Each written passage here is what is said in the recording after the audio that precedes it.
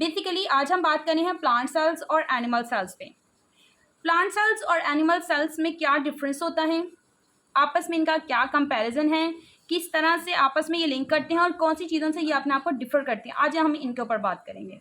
अस्सलाम वालेकुम, कैसे हैं आप सब? उम्मीद करते हैं आप सब खैरियत से होंगे। Welcome to my YouTube channel Rashid academy, जहां आपको अच्छी तालीम, मटेरियल और टिप्स एंड ट्रिक्स के बारे में सब कुछ अच्छी तरह से गाइड किया जाएगा। इसके लिए आपको वीडियो को एंड तक देखना पड़ेगा ताकि कोई भी चीज़ आपसे स्किप ना हो सके और आपको हर चीज़ डिटेल से समझ आ जाए। So let's start the video. But रुकें, वीडियो को स्टार्ट करने से पहले अगर आप चाहते हैं कि आपको बेहतरीन तालीम मिले टिप्स के साथ, तो हमारे चैनल को सब्सक्राइब करें, शेयर करें, लाइक करें, कमेंट करें और साथ लगे बेल आइकन को ज़रूर प्रेस करें ताकि कोई भी वीडियो स्किप ना हो सके और आपको हमारे चैनल की अपडेट मिलती रहे। चलिए वीडियो की तरफ चलते हैं। आज जिस टॉपिक पे हम बात कर रहे हैं ये टॉपिक बहुत ही इंपॉर्टेंट है for 9 class, 10 class, MG CAT और E कैट के स्टूडेंट्स के लिए भी ये बहुत इंपॉर्टेंट है, स्पेशली फॉर MCQs। बेसिकली वो सेल्स जो कि प्लांट्स के अंदर होते हैं हम उन्हें प्लांट सेल कहते हैं, और वो सेल्स जो कि एनिमल के अंदर पाए जाते हैं उन्हें हम एनिमल सेल्स कहते हैं। प्लांट सेल और एनिमल सेल में बहुत सारी चीज़ें कॉमन भी हैं जिससे वो आपस में एक दूसरे को सिमिलर बनाती हैं, बट इसमें कुछ चीज़ें हैं जो कि इसको एक दूसरे से डिफ़र करती हैं। इनके अंदर कुछ ऑर्गेनाइज इस तरह की हैं जो कि इनको एक दूसरे से मुख्तलिफ बनाती हैं। तो चले आए पहले हम कुछ इनके डिफरेंस को देखते हैं कि किस तरह से ये एक दूसरे से डिफ़र करती हैं, और मेरी पूरी कोशिश होगी कि ये आपको अच्छे से क्लियर हो सके, क्योंकि मोस्टली ये जब पेपर के अंदर लॉन्ग क्वेश्चन के तौर पे जस्ट एक डायग्राम आती है या दूसरी डायग्राम आती है तो बच्चे जो है इनमें कंफ्यूज हो जाते हैं कि how to draw plant cell और एनिमल सेल और इसकी लेबलिंग पे। और अगर फॉर एग्जांपल क्वेश्चन में इसका कंपैरिजन पूछा जाता है या डिफरेंस पूछा जाता है तो बच्चे उसमें भी थोड़ा कंफ्यूज हो जाते हैं। तो आज मैं तरह उन सब स्टूडेंट्स को क्लियर कर दूंगी ताकि वो लोगों को अपने अच्छे एग्ज़ाम को अच्छी तरह क्रैक कर सकें, उस क्वेश्चन को अच्छी तरह आंसर कर सकें। साथ साथ मैं आपको गाइड करती रहूँगी कि किस तरह से आपने जो है इसको अच्छे तरह से पेपर के लिए अटैम्प्ट करना है, किस तरह से उसको अच्छे से डायग्राम्स को ड्रॉ करना है, और अगर कुछ लिखना हो तो किस तरह से लिख सकते हैं, तो हम वीडियो को साथ साथ लेके चलेंगे। सबसे पहले हम बात करते हैं कि प्लांट सेल और एनिमल सेल के अंदर आखिर बेसिक डिफरेंस क्या है। अगर आप इन दोनों डायग्राम्स को देख रहे हो तो इनका बेसिक डिफरेंस जो है इनकी आउटर कवरिंग में क्या है। अगर हम इनकी आउटर कवरिंग की बात करें और प्लांट सेल की आउटर कवरिंग की मैं बात करूं, आउटर लेयर की बात करूं, तो उस लेयर का नाम है सेल वॉल।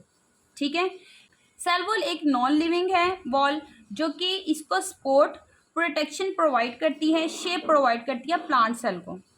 जबकि अगर मैं बात करूं एनिमल सेल के अंदर, तो एनिमल सेल के अंदर अगर इसकी कवरिंग है तो वो है सेल मेम्ब्रेन, और सेल मेम्ब्रेन एक सेमी परमिएबल मेम्ब्रेन है।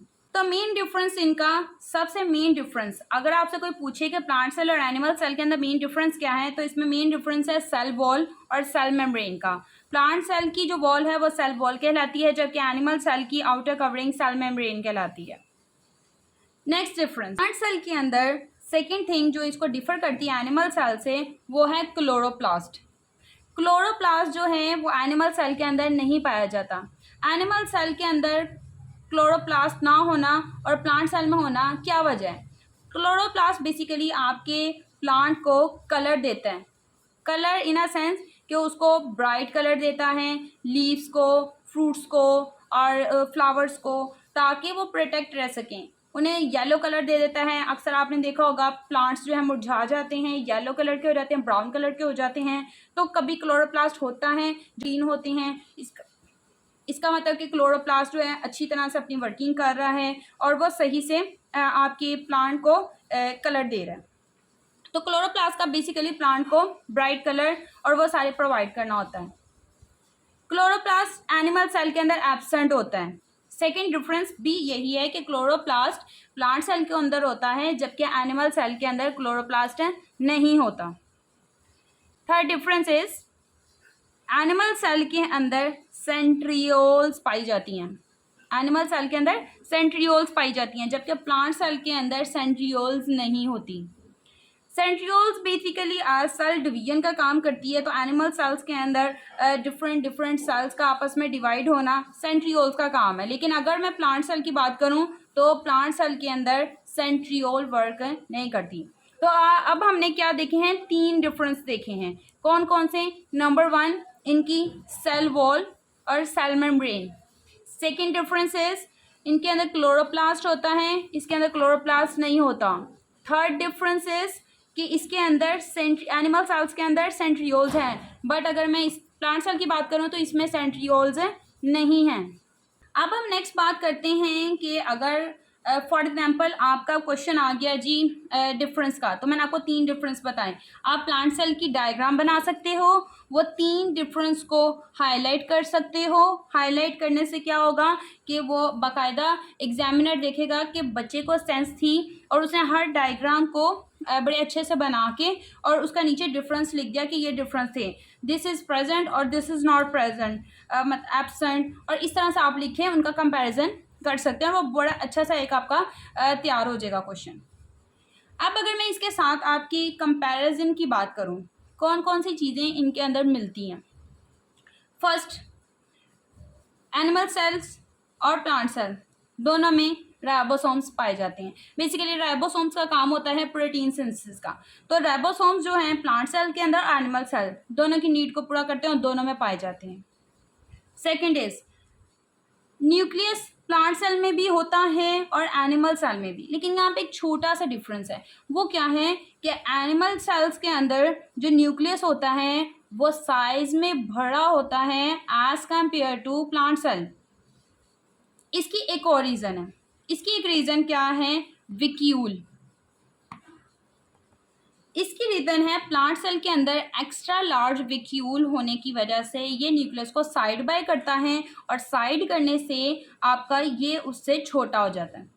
तो न्यूक्लियस का साइज एक ये छोटा होने की भी वजह है। दोनों में विक्यूल होते हैं, एनिमल सेल्स के अंदर भी और प्लांट सेल के अंदर विक्यूल होते हैं, जो कि बेसिकली आपकी जो है स्टोर चीज़ों को स्टोर रखने का काम करते हैं। चीज़ों जो वाटर की कंसंट्रेशन है, सॉल्ट्स की कंसंट्रेशन है, तो वो उनको बैलेंस करते हैं। ये रप्चर भी हो जाते हैं, टर्जिएट भी हो जाते हैं, नॉर्मल भी होते हैं according to the concentration of water.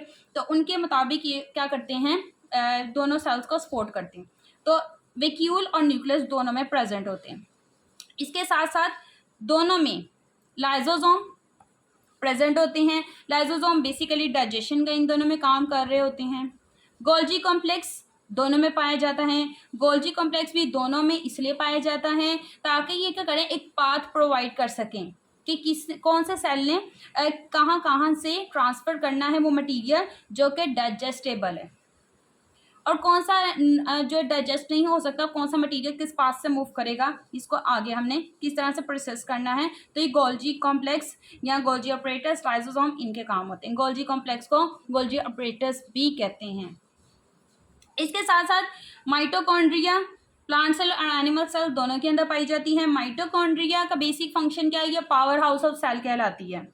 Mitochondria एक इम्पॉर्टेंट एमसीक्यूज के हवाले से मैं आपको बताती चलूँ यहाँ पे कि माइटोकॉन्ड्रिया को power house of the cell भी कहा जाता है। ये क्या करता है, आपके एनिमल सेल और प्लांट सेल दोनों को एनर्जी देता है ताकि ये अपने अपने अच्छे से फंक्शन को परफॉर्म कर सकें। इसके साथ साथ इनके अंदर रफ एंडोप्लाज्मिक रेटिकुलम और स्मूथ एंडोप्लाज्मिक रेटिकुलम दोनों में पाई जाती हैं। ये दोनों भी बेसिकली आपके प्रोटीन का ही काम करती हैं, प्रोटीन बनाने का ही काम करती हैं और किस तरह से उसको स्टेबल रखना है ये उनमें काम करती हैं। ये चंद थोड़े से आपके कंपैरिजन थे जो कि एक दूसरे को सेम बनाते हैं।